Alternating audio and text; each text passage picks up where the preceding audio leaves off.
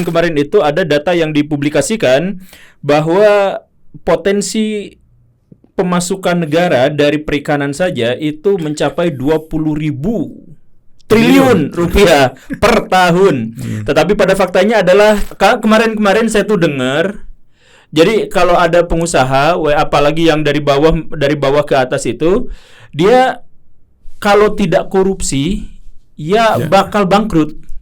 Ada nggak pajak untuk dari hibah gitu? Ada kan ya? Hibah ada. Hibah ada. Pajak hibah itu ada.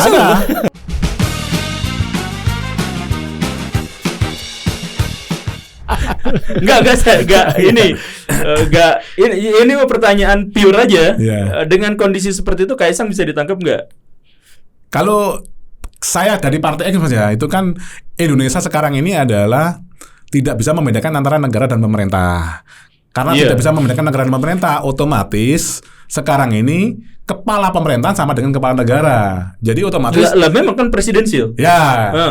Negara ini adalah miliknya presiden. Jadi kalau kembali lagi ke pertanyaannya tadi, bisa nggak Kaisang ditangkap selama Pak Jokowi presidennya? Saya kira mustahil itu, Mas. Kan nggak ada supremasi lebih tinggi daripada presiden. Ya kan KPK yang nunjuknya juga. Oh iya, KPK yang nunjuknya siapa coba? MPR sudah diamandemen. Selesai.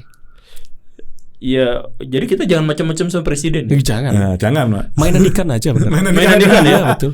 Oh iya. Aduh, saya selama ini sering mengkritik presiden lagi. Waduh, mengkritik presiden berarti mengkritik negara ya? Karena kepala negara. Karena kepala negara. Oh, iya. Nah, kalau kita kan cuma kepala ikan. Iya. Tapi kan mengkritik anunya kan, jabatan presidennya, bukan mengkritik. Bukan orangnya lah. Kita kan cuma mengkritik anunya, Bapak. Kayak Bapak barusan bilang mengkritik anunya. Nah, udahlah ini untuk bisa bahwa Indonesia itu sekarang kan carut marut karena yang tadi aja pajaknya itu gak jelas berdasarkan pada asumsi dengan tidak ada takaran yang pasti dan seterusnya nih, anggaplah seperti itu. Nah, terus kita mau masuk digitalisasi. Iya. Jadi semuanya pakai platform, semuanya pakai aplikasi yang terintegrasi. Ya. Tapi kemarin Ibu Sri Mulyani itu marah-marah karena setiap daerah tuh bikin aplikasi dan total di Indonesia ada 400.000 aplikasi. Betul. Dan di sisi lain aplikasi-aplikasi itu bikin nangis rakyat karena error terus.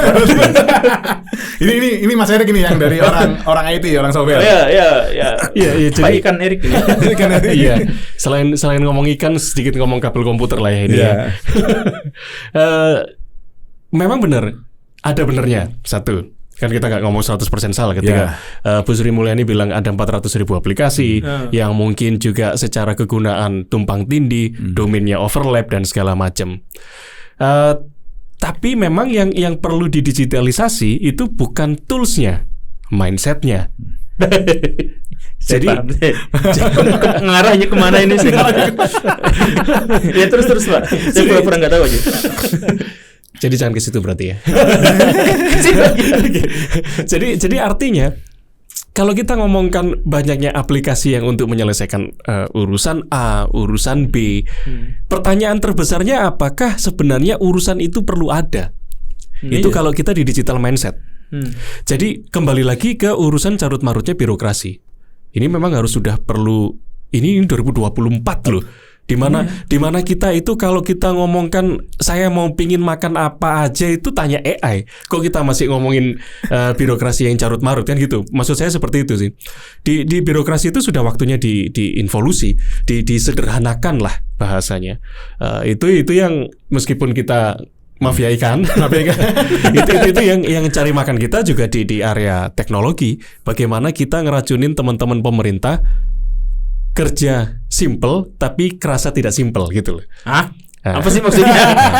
Ini bahasa ikan saya nggak ngerti. Diulang Pak, gimana Pak? Karena kalau pekerjaan yang terasa tidak terlalu ada runutannya, masa cuma gini doang kerja kan gitu selalu. Kalau di Indonesia tuh ya. Nah, makanya kalau kami mengimplementasikan sebuah teknologi digital, kerasanya kayak kerjaan tiap hari aja. Tapi goalsnya tetap ke mindset digital. Gimana semua integrasi itu selalu di tidak satu. Kerasa berarti ya Mas ya? Nggak kerasa. Nggak, jadi maksudnya Saya simpulkan dengan bahasa manusia ya, ini kan bahasa ikan tadi.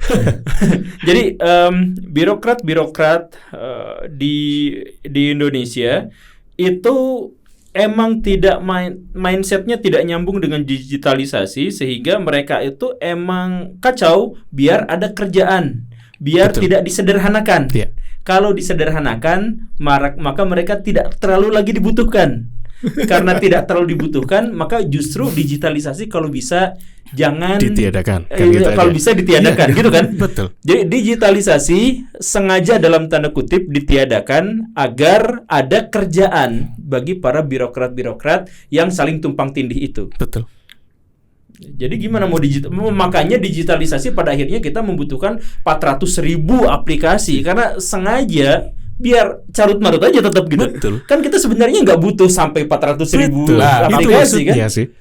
Bahasa manusianya gitu tadi. Bahasa manusianya Iya, gitu iya, ya. iya, bahasa Jadi ikannya kalau gitu. misalkan saya butuh bayar pajak ke pemerintah, ngomong ini itu ke pemerintah, bayar ini, ya udah satu aplikasi aja gitu kan. Yap. Nggak harus Yap. 400.000. Harus benar Mas. Benar. Karena saya tuh kesel dulu Pak, karena saya mau bayar pajak apa gitu, Lemot. bukan lemot, harus pakai aplikasi. Oke. Gagal terus Pak.